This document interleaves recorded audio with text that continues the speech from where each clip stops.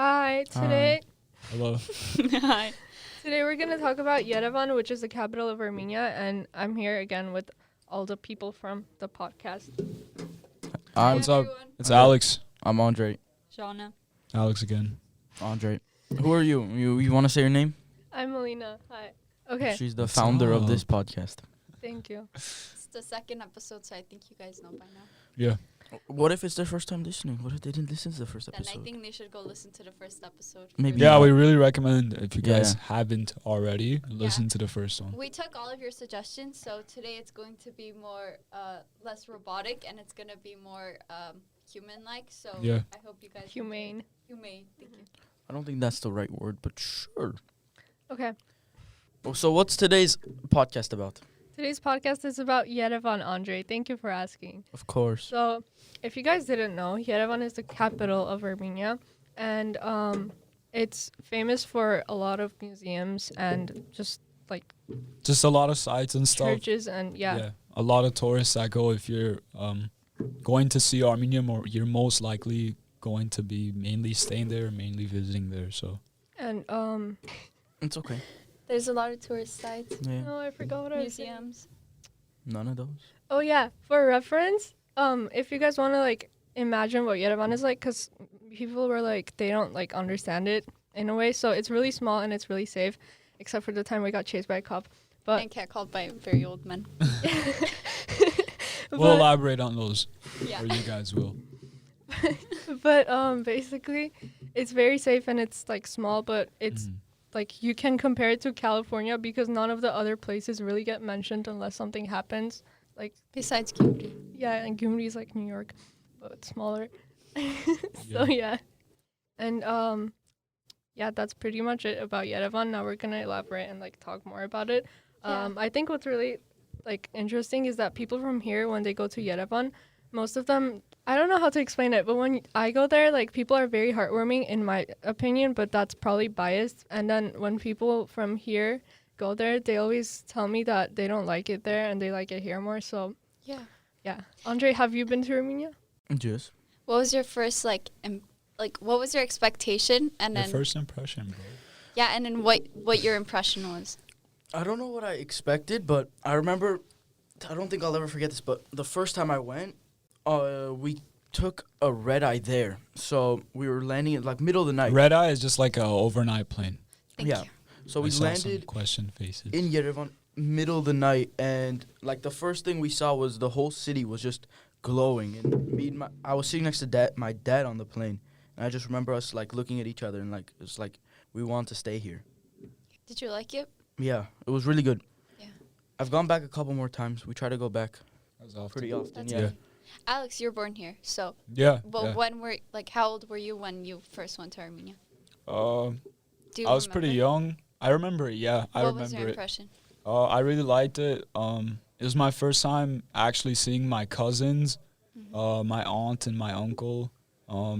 It was a pretty intense moment because it's like your whole life you spent reading these books and seeing all these pictures within books or pictures on, your parents' phones and whatnot. Because I didn't have a phone at that time. And you get to see it for what it is. You actually get to see it beyond just like images and textbooks, like I said. So, and just seeing your family, it's a very strong, like intense thing. And overall, it was just a fun experience. Seeing the different types of people, different sides, different like culture, basically that I lived with in like a smaller version in my own home, but to see it in a bigger landscape was just it's pretty beautiful. Yeah. That's pretty cool because you get to see like your family for the first time because usually you just see them over like Skype or Viber and then you actually see them and it's like sometimes it's different, sometimes it's like what you expected. But when you're like at a young age, you don't really know what to expect a lot of the times. Yeah, so. that's true. And Alina, Yeah? Alina and I were born in Armenia, so for us it was like different because we're like born there, and every time we go, it's like, well, for me personally, it's pretty sad because I know that I can't actually stay there, and I get to have all this fun. I get to like basically not fill out. That's like the wrong word, but to Experience. whatever I haven't for like the past 2 years. And then after 2 months it's all over, and it's like really sad. I don't think that's sad. It's just like you just realize that you have like a limited amount of time Yeah. there. But yeah, Yeah, for me it is sad because then I feel like empty because I'm like, wait, like, because Armenia is a huge part of me, and like every time I go I realize like how much it actually means to me, and then like every 2 years I need to get reminded. And Hmm. What's it like for you guys? I mean, I don't think a lot of people, especially in America, realize the difference of perspective you get from being born or just living in a different country. It just, of course, for culture and things like that, it gives you a different perspective. How do you guys feel about that? Like just being born in a different country and then coming here. Like, what was that experience like of basically having two homes? yeah, sure. So when I was in Armenia, it's really different in terms of culture, in terms of just like habits and things you can do, things you can't do. Like over there, I would be able to do basically anything, and I would be able to see almost anyone I wanted, and it's safe, like we mentioned. Like over there, when I was like 5, it'd be okay for me to just like leave in the middle of the night because nothing's gonna happen. No one has any interest in doing anything. Yeah, there's no bad ulterior motive. Yeah, and here I'm like, 16? I still can't go out by myself because it's not safe. And it's okay. Americanos. yeah, yeah. And then my parents are still very strict about even going out with like friends. So, and I think that also changed their perspective because, like over here, you don't really have a childhood. And like Alina came here when she was older than I was. I came when I was about 7. So I didn't really have a childhood. Well, most of it was in Armenia, but here it's like I Just grew get up. stripped away, yeah. Yeah, I like my innocence, basically. My like that like. That childhood perspective is shattered Yeah. as soon as you get here. And you grow up way too fast, and you don't experience the things that people in Armenia would have. Like when I talk with my friend from Armenia, or when I talk with my cousins, and I realize like how much I missed. And like Alina, she always talks about how she used to go to like different activities, and I've never had that here because it's just not the same here. It's like you only go to like art, and you don't really have time for anything because your life is like just the same schedule every day, and you don't have time for anything in between. But in Armenia, it's like the city comes to life after dark. It's like if you walk out, you never see, well, you do, like in broad daylight. Yeah. But then when you go out at like 7 p.m., 8 p.m., that's when most people are active. That's when like the city really wakes up. Until like 2 a.m., it's like still like that like very lifeful city, and I miss that because it's not like that here. That's why it's like you're not gonna get lost there. Like you can be an 8-year-old and you'll be outside at like 8 p.m. and nothing will happen to you because there's no one who's gonna come and kidnap you for no reason because people are like for me it's biased, but people there are very heartwarming in my opinion. And like I came here when I was 12, so it's really different for me instead of Jana's perspective. But I feel like it's very different how people. I don't want to sound rude, but people here are very materialistic in my opinion, and they don't treasure or value the same things I value. So it's like really hard to find common ground with like others. I feel like the safety bias, the safety bias comes from our parents as well. I feel like we have to understand that their perspective as immigrants coming to a different country, and you have these young kids, you really have to look after them. And if you just hear stories while you're back home about the place that you're going to move to is like just has all these negative things happening. I feel like that creates this paranoia in a lot of immigrant parents, and that's why parents end up being as strict as they are about certain things. Yeah, and honestly, you can't blame them for how they are, because I understand where my parents come from like all the time, because like if I put myself in their shoes, it's like you take care of this one person your entire life. It's your child. The child. And then one day, like, you never know what can happen, especially in a foreign country with all sorts of people that are, like, sick, some are, like, perverted. You never know, because you hear all these stories, and after coming from a really safe country where they're all, like, helpful and hostile, it's like you come here and most people don't have the best interest at heart. And I also wanted to add to something that Alina mentioned. People here, take it the wrong way if you will, I don't know, but people here are very materialistic. They only care about materialistic values. And we're saying like general stuff. at the moment that doesn't apply to every single one. So I don't think it should Yeah, be yeah. offensive. It's just a perspective Yeah. that it's their perspective as people that have moved here from Yeah. living in a different place. That was just their my first experience. expectation when I came here, and I was in like first grade, and this was just my this was my experience with it all. And in Armenia, it's like people value like relationships more than they value like material items. It's like I'd rather spend more time with my friend, for instance, than get like a new phone or something, because to me that's more valuable, that's more memorable than getting a new like item or things like that. And yeah, anyone want to add anything?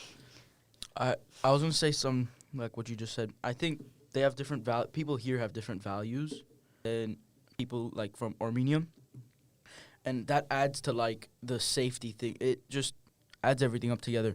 People in Armenia, I think they focus a lot more on respect. Like Yeah. they care more about the respect other people have for them than people here. People here like more, I'm just gonna do my thing, whatever people say, they say. But people over there, they really care about the respect other people have for them, and that changes the dynamic on a lot of things. I was Yeah. gonna say part of that I feel like comes from just not only our traumatic history as a country, but also just the size of our country, of how it's a much more small thing. It's less dispersed. So whenever we go through things, we go through it together. And I feel like the strongest relations that I've personally had, and just from people I've spoken with, are the ones that you share with people when you go through something difficult. Because of that, I think there's like this sort of trauma bonding that happens with a lot of communities. I can never pronounce that word. Of just, we've seen it all, disease, earthquake, genocide, war, betrayal. There's a lot of things that our community has seen, and as a result of it, I feel like that makes more tight-knit groups, because in those type of situations, you realize what's true and what really matters. You stop caring about the watch you're wearing, and you care more about, your neighbor. Yeah, exactly. Because it's also how you're raised, and like again, because our parents went through all that, they know what to kind of prioritize when it comes to like what they give to their kids. And I think that because a lot of it is because of our parents and what they went through and how they choose to raise us. So yeah, that has like a big impact as well. Fun fact, you guys, my friend from Armenia is going to watch the podcast, so hi. Hello. Yeah. Okay, you want to talk about, like, stories, like, Yeah. in Armenia so people get Oh. more, like, closely. Yeah, okay, Yeah. so I'm gonna be talking about, one thing I really wanted to bring up is Armenia's transportation. My favorite method is the subway. I can't express how much I love it because Same. The process of it is just, I don't know what it is. It's The just smell of pleasing to it. your brain. The smell of it smells like sweat. I don't know. I honestly, It's not the most pristine, but there's something about it that's really endearing. I don't know what it is, but I really like Yeah, it. because there's a lot of people in one place, and it just feels like you're going on an adventure. The atmosphere of it, like you go down these escalators and these Yeah. stairs Yeah. and stuff. I don't know. It's just very endearing. I, after 2 minutes, it gets hard to breathe. Like that's like but it's so No, but it's not cold. like you guys, Cardio. like, if people, whoever are watching, if you guys are thinking of it as, like, the subway in New York, No. it's not like that it's at not all. comparable. So It's not comparable. yeah. You will never see anyone pissing in the corner. No. Or a rat. Yeah, or a rat. You'll never see like hobos and stuff Or like naked that. people. Yeah, so no, it's really safe. Like my grandpa and I, when I was small, because my grandpa lives right next to the subway, right next to Haraparak, which is like the Union Square there. And so whenever I'd go over and we'd be like bored or something, he'd take me on the subway to go to Grand Kenzie, which is like a ponchikanot. Bonchik is it's like like a a- dessert. Yeah. it's like a the like Donuts. donut. Yeah. But Armenian and way better. And over there, it's like at the stops underground, there would be like small shops and like there's a word for it, but I forgot. It starts with a B. Anyway, and there would be like yeah, no, there's like a specific word for what it's called. We learned it in Spanish, but I forgot. Anyway, so basically, and they would sell like bags and stuff. And when I was little, my grandpa would always like buy me some because like I was his only like female. I was his only granddaughter. Mhm. That's a proper word. And yeah, so every time I go on the subway, it's just like it brings back so much memories. And this year when I went to Armenia, my cousin and I would just get bored and go on the subway for fun and just because it's haru dirham. Yeah, it's 100 dirhams, which is Armenian currency. and 500 dirhams is $1, so it comes out to be like a fifth of a dollar. I don't know how much that is. Yeah, it's not a lot. It's not very much. And so Also, one thing that kind of adds to, like, I guess the romance of it, out of lack of a better term. I remember whenever I went on the subway, like that transportation system, there's one specific train or cart or whatever you want to call it that's been used since the Soviet times. It was pretty interesting. I went on it with my dad when I was a kid, and it was just cool to share that experience because I know that he probably rode it when he was very young as well, you know? yeah, it's cool to think that your parents took the same like transportation method as you did, and they were like in that same exact seat. And seeing my parents' schools as well, my mom's school, my dad's school, it's pretty interesting looking past it and being like, For our age ones. yeah, You guys, couple if decades anyone, ago.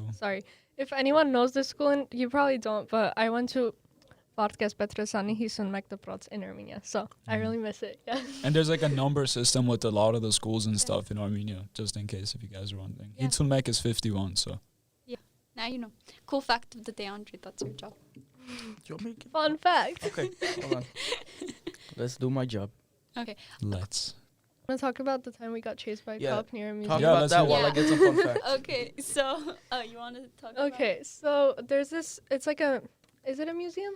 It's a- Altanadanan? It's okay, so it's like a place where there's a bunch of historical Armenian books. I think it is a museum because it's it's a a bunch of museum like slash historical library, like tourist- artifacts. Yeah. It's basically in honor of Mesrab Mashtad, who's the person, if you watch the last podcast, he made the alphabet, the Armenian alphabet, in I think 4 or 5 BC, AD, something like that.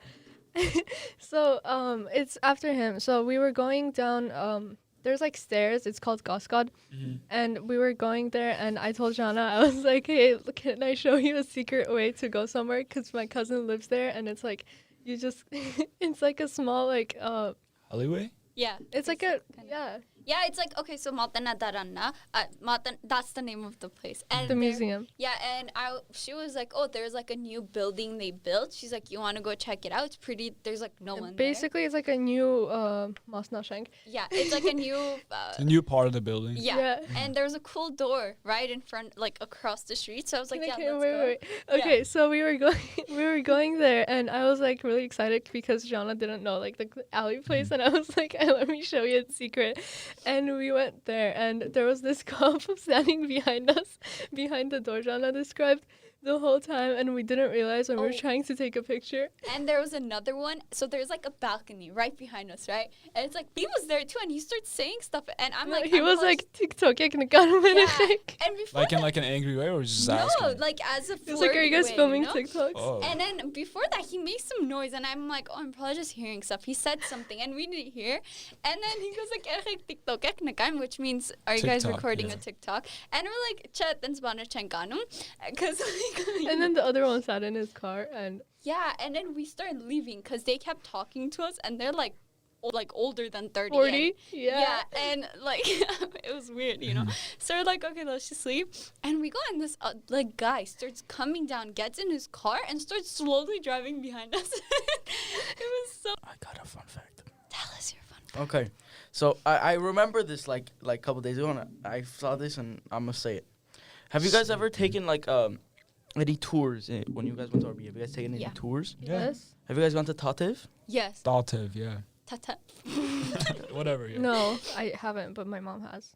Have you guys taken the cable car there? That's the Yes, longest longest cable in the car world. in the world To be specific, Specific. on planet Earth. the longest non-stop double-track cable car, and the way they say it is like the most white thing ever. Like I never get this like out of my head because like this is the only thing like I remember. Get on the cable car and the first thing you hear is "Welcome to Wings of Tatev." And I laugh every time. Like that's one of the best parts. Can I interrupt you for a second? Fun fact, you guys. My mom she's like in Armenia. She was her work was like organizing events and stuff like that. She was like an event management organizer. So she was the one who organized the opening of the cable car. Public events? Yeah, she was the Oh. one who organized the opening of the cable, like Oh, the yeah? longest. Yeah, That's pretty cool. fun fact. Hi, mom. Hi. Tatev, the day I went, it was like pouring, and this isn't about Yerevan, just like sidetracking. Anyway, we went and it was pouring, and we go, and the rain stopped, and we were already at like the monastery, and there was like 3 rainbows that like happened because of the rain, and it was so pretty, probably like the prettiest thing I've seen. And I don't plan on getting married, but I promised myself if I ever get married and Daltov still exists, I'm gonna get married there, and I hope I can keep Yeah, that promise. you guys should search up the like churches and like let's say the Daltov, like the churches there. It's really pretty. Like Yeah. But yeah. Anything you guys want to add? Because I think we're gonna have to wrap it up before the bell rings. Yeah, we don't have much time. If you guys have a few let's like see. just quick points. Before Andre finds another fun fact or whatever he's doing. Oh, aren't a lot of buildings being renewed now in Armenia? there's, There's a like- lot of Soviet era like apartments and Yeah. just living spaces, but a lot of them are being renewed. Yeah, most of that also happened, I think, during the 80s, early 90s. Yeah. Like QC in Bogota, that was all renewed during Yeah, that yeah. era, during Kocharyan's reign. So if you guys didn't know, Kosheran was a president, by the way. Also, I was gonna say that there's like in Armenia in the, like during the 80s there were buildings and every building had like a specific name to it. So like, my family lived in the medical institution building because everyone in my family were doctors. And now when I went back during summer and like I went to my grandparents' apartment because I went with them, there was no one in the building and it's kind of sad. But there's like a specific building compartment for each like section basically. Mhm. Yeah. Go Miss Armenia. Same. Share what you're laughing at. Okay then. So yeah, I think we're gonna wrap it up. Thank you for listening. Oh, by the way, expect to hear our episodes every other Tuesday. And yeah, thank you for listening and being a supporter. We'll see you guys Thank you. next. Oh, also happy late Thanksgiving if you guys celebrate. Oh yeah. Yeah. Thanksgiving passed. We might see you before Christmas. Maybe not. Yeah, so happy. I don't know if you celebrate Hanukkah. Happy Hanukkah, Merry Christmas, and Just happy holidays. yeah, Call happy it a day, holidays. yeah. Yeah, basically. Yeah. You can say Bye. bye. Take care. Bye. Mhm. Bye bye.